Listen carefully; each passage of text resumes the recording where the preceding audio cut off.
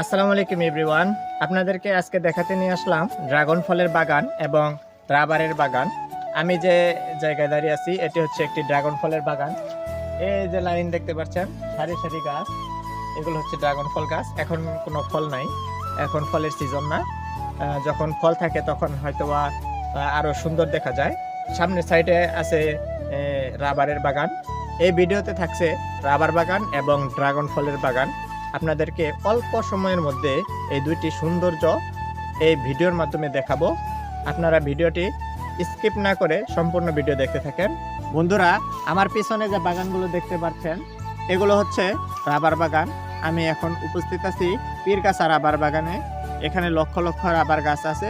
এই গাছগুলো থেকে প্রতিদিন হাজার হাজার লিটার কষ সংগ্রহ করা হয় এবং এই কষগুলো প্রসেসিং করে বাংলাদেশের প্লাস্টিকের যাবতীয় যে জিনিসপাতি আছে সেগুলোর কাঁচামাল তৈরি করা হয় এবং এই কষগুলোর উৎকৃষ্ট মানের যে কষ আছে সেগুলোকে প্রসেসিং করে বিদেশে রপ্তানি করা হয় এবং সেখান থেকে বাংলাদেশ অনেক অর্থ উপার্জন করে থাকে।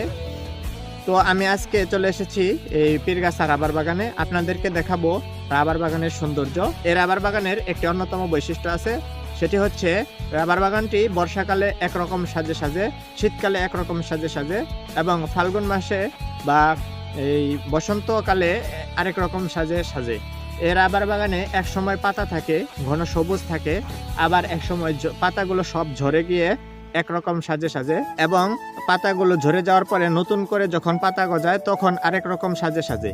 তো এখন যে সময়টা হচ্ছে এই সময়ে রাবার গাছের সমস্ত পাতা ঝরে গিয়েছে এবং ছোট ছোট নতুন পাতা গজাচ্ছে। আপনাদেরকে সেই সৌন্দর্যগুলোই দেখানোর চেষ্টা করব। তো ভিডিও না টেনে সম্পূর্ণ ভিডিও দেখার অনুরোধ করছি।